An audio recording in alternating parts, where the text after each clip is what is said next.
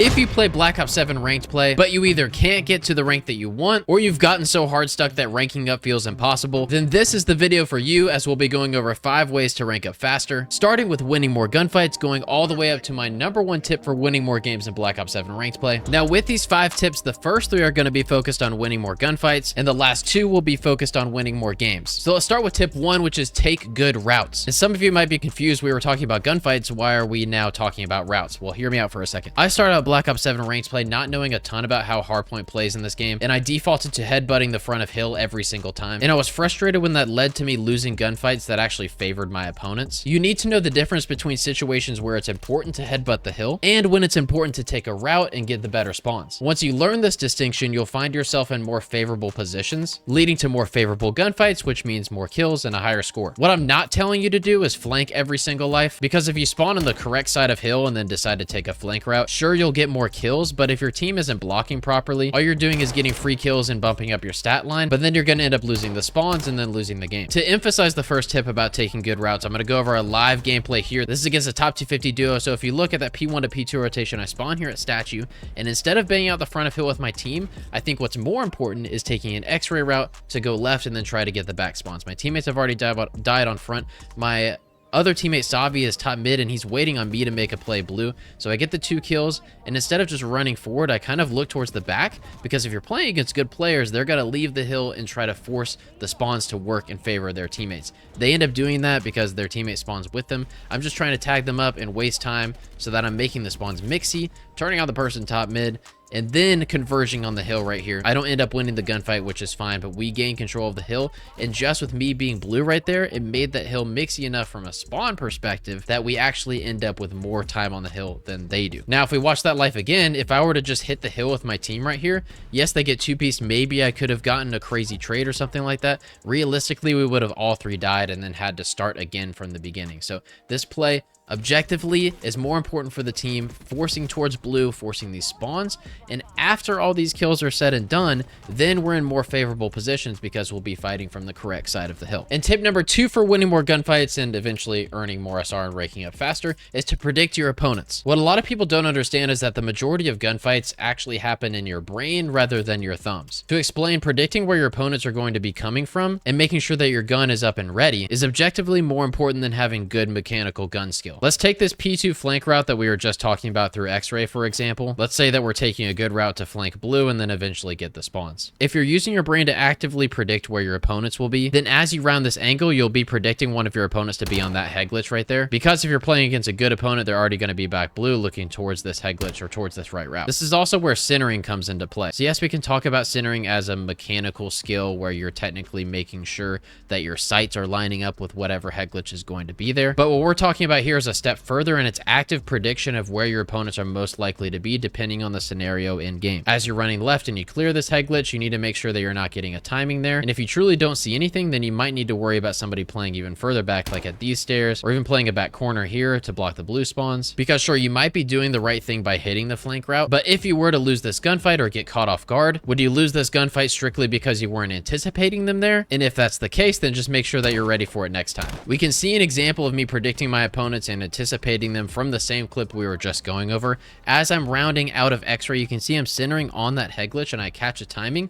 Instead of full going left, I fake right, get a 2-piece, and even here, after I push towards back blue, I'm jumping and I'm centering towards the back spawn because I'm anticipating that the last player will be prioritizing the blue spawns instead of any gunfights towards the front. Once you understand that the majority of gunfights are happening in your head, in your anticipation, and in your predictions, you'll find yourself playing a lot more favorable positions and ultimately winning more gunfights. And tip number 3 is to keep your gun up. For this tip, I'm going to take the opportunity to watch some footage of an example of what I did wrong.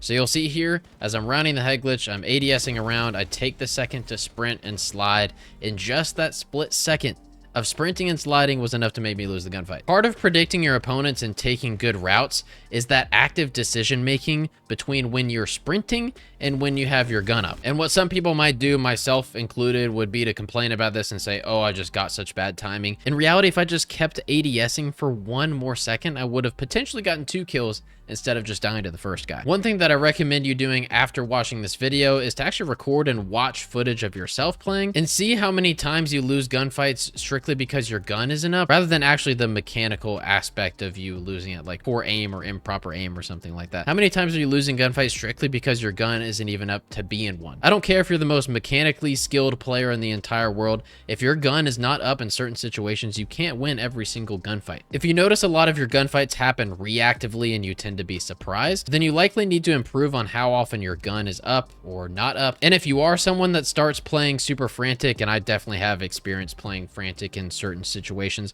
you'll realize that you spend so much more time running around with poor centering and poor movement than you do actually predicting opponents with your gun up. And like I said earlier, it doesn't matter how good your mechanical gun skill is. If your gun isn't up, you can't win the fight. So the next time you're playing or you're watching footage of your own gameplay, keep track of how often your gun isn't up and then make the changes needed the next time that you're online. These 3 tips together will have you winning way more gunfights in the future. And the 4th tip, as well as the final tip, are on how to win more games. Specifically tip number 4, which is to improve your ball knowledge. Yes, we're going to be talking about overload. And here's how to win every overload game in Black Ops 7 ranked play. Every single time you grab the ball, look at the minimap. If your teammates have a lane pushed out, go meet them and then score. If they don't, you have 2 options. You can wait or you can finesse. And the best finesse route in all of Black Ops 7 ranked play is on Scar. Cut to the right and then jump up top green, and instead of running towards the A zone where your opponents will be predicting you, wrap to the left, then jump out of top green window for a free score on the B zone. The number 1 mistake that I see in overload in Black Ops 7 ranked play is people meeting up to protect the ball. Instead of going straight to the ball, your job is to push out a lane, making space for the ball to then follow you and score. If you don't have any pressure on this side of the map, your opponents are going to spawn even closer, making it way easier for them to defend this zone. This is why overload can feel really difficult for some people, is that they're strictly prioritizing grabbing the ball and then doing anything in their power to try to finesse their way towards the B zone or the A zone, when in reality, a good overload score should feel relatively simple. You just have to do it in the right steps. To show an example on how you can improve your ball knowledge, this is exactly what I'm talking about right here. So I wrap back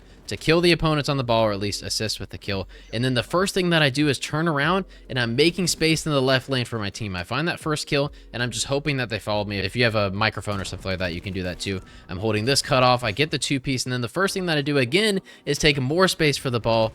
At this point, I'm just getting flashy kills, but what I'm doing here is I'm staying out on this side of the map. Although I think that last part was incorrect because the next spawn point for the ball is going to be roofs. So I didn't necessarily need to stay pushed out on the left side, but the point still stands. Instead of running towards the ball as fast as I can, trying to finesse with the ball the best that I can, what I'm doing is taking space on that left lane for the team, and then the ball follows, and then they score. It should be simple every single time. And then the last tip, tip number 5 for ranking up faster in Black Ops 7 ranked play, and my number 1 tip for ranked play right now, is to know the best hill setups in Hardpoint. I guess the better wording is the optimal hill setups for Hardpoint. Now, almost every single hill in Hardpoint has a favorable side or an optimal setup that can lead to a full 60 seconds of hill time, and it's important to know the best way that you can hold each hill. That way you can take a quick look at your minimap and immediately know where you're most beneficial. Let's take Scar P2 for an example, one that I see a lot of people get wrong. I would argue that the blue spawns are more favorable than the back green spawns for P2. An optimal hold would have 1 person holding hill time behind gens, 1 teammate top red, maybe even top 90 to help with front time, 1 teammate at the back head glitch to hold the lower cross, and 1 teammate top blue roof, not only blocking spawns but also holding the pinch through store